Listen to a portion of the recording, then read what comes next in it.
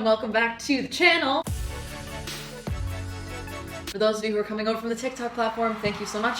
Please make sure you subscribe to the channel below and like this video. It helps with the algorithm thing. So today we are actually going to be talking about tips for being non-binary. This again is a question that I often get in my DMs on Instagram.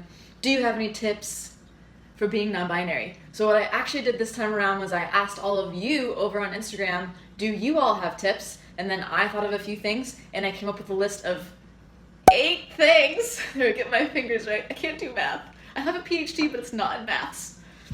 Number 1, if someone calls you by your wrong pronouns, what do you do? How should you react? So in my personal experience with this, I might be more passive than most people, but I don't typically correct folks, partly because I am okay with she, her pronouns. If people use those pronouns, it doesn't bother me that much, especially if I don't know them very well. For my chosen family and close friends, I just straight out directly told them, like, hey, I would like to go by they, them pronouns now, just so you know. Or I might have a discussion with them about, hey, I've been thinking about changing my pronouns. I wanted to let you all in on that info. For correcting people who are not in the inner circle, I think it depends on the person, it depends on the situation. I've often had folks actually approach me and say, hey, what pronouns do you use?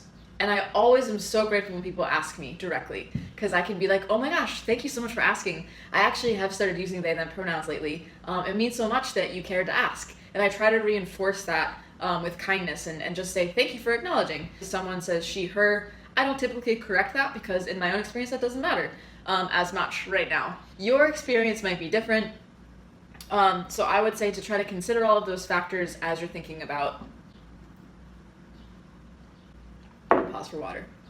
Try to think about all of those factors as you're considering the folks that you want to tell. Okay, number 2, bullying, how to deal with it. I actually want to do an entire YouTube episode on how to deal with the haters and the trolls and the bullies out there, because this is a huge topic, especially in our community.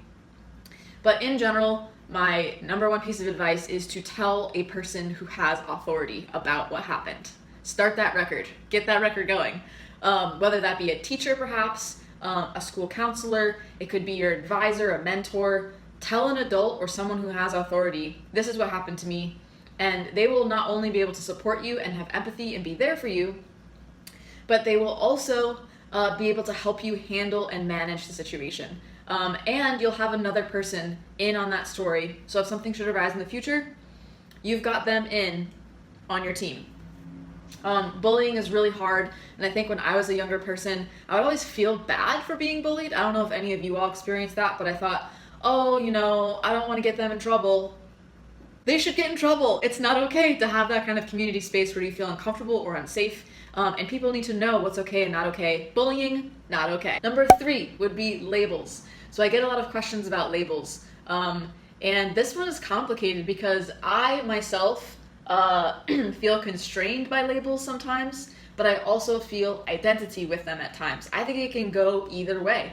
And so we have to be very careful around labels, because at the end of the day, we're all just human. We use labels to categorize ourselves, but it also creates limitations to our identities if we are just this and we're boxed in this.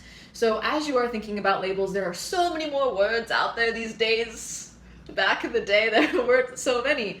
But all of these things existed, they just didn't have the names attached to them, right?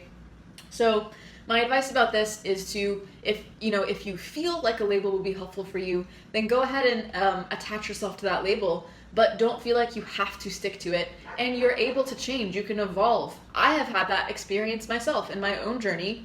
I did identify as straight, even though I never really was. I identified as bi for a minute, even though I actually was never bi. And then I identified as a lesbian, which is probably the closest terminology for my sexuality, because I like girls.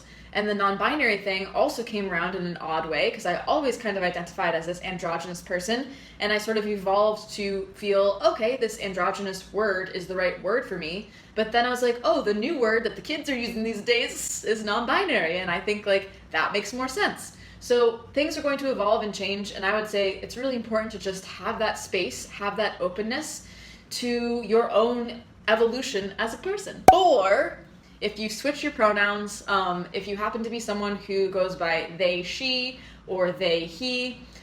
This was actually a piece of advice that one of you all suggested in the Instagram DMs, is to perhaps try to indicate which pronouns you prefer using each day. That could be perhaps a bracelet, or it could be a pin. It could be anything that you might want, but it's gonna help other folks around you to know which pronouns that you would like to use that day. Next one. Number 5, I got all of these ideas about appearance, which I think is a great topic and probably should also be its own YouTube episode, but appearance is big. The idea that a non-binary person has to look androgynous, that's not a thing. I happen to be that way, that is how I personally identify, but you could be non-binary and look more feminine. You could be non-binary and look more masculine. It's all about what you feel comfortable doing and how you want to present. It's totally valid to want to change your appearance, but it's also totally valid to not change your appearance. I think we often struggle with, maybe I shouldn't say we, but I often struggle with the judgment of others. I struggle with other folks thinking, things about me based on how I look. And something I've really been trying to do recently in the past few years is just try to be myself and care less about what other people think. It's kind of a hard thing to do. 6, 7, 8, we've got 3 more. Number 6 has to do with gender dysphoria. And there were some questions that I got about, do I have to have gender dysphoria in order to be non-binary? I think we are all on a spectrum of gender dysphoria if we are in the non-binary camp. I think some folks suffer from more severe gender dysphoria than others. Always remember that this is your journey. This is not other folks' journey. So at the end of the day, your gender identity is what you want it to be.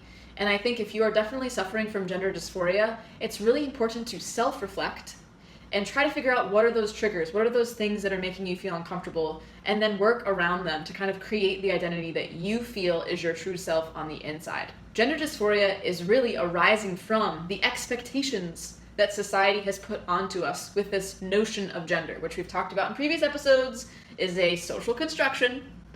So if you want to go back to previous episodes and check that out, I would suggest that. Number 7 is binding. I'm actually going to do an entire YouTube episode on how to bind properly. I personally do not bind that much myself. I bind very rarely, but I've gotten a ton of questions in the DMs about how to bind. If you have larger chests, what should you do about binding? So I'm actually in the middle of trying to collaborate with some other folks to have some answers for you all. So keep an eye out for that YouTube episode that will be dropping hopefully soon. My general advice about binding is make sure you're being safe about it. Don't be wearing a binder more than 8 hours in a day. Definitely not exercising. The reason why I personally don't really wear binders that much is because of breathing. It restricts your breathing, and I already have a hard time breathing for other reasons. So I typically don't like to make that harder than it needs to be. And the last one, number 8, is if you are closeted. If you are a closeted non-binary person, that is really tough. I feel like a lot of you out there are still closeted, and definitely my biggest piece of advice, as I always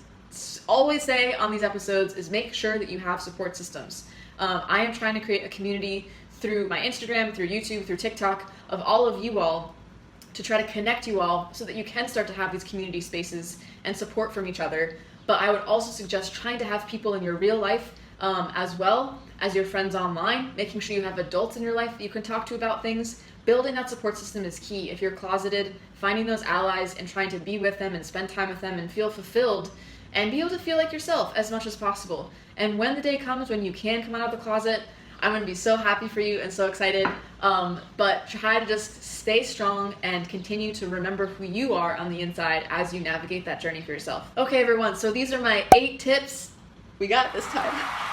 On being non-binary. If you have other questions that you want to submit, definitely put them in the comments below or DM me on Instagram. Also, if you've made it this far into the video, please like the video. Anything like that would be really helpful to sort of spread the information here, as well as to bring other folks into the community. So I hope you all have an awesome rest of your day, and I will see you in the next episode. Cheers, everybody.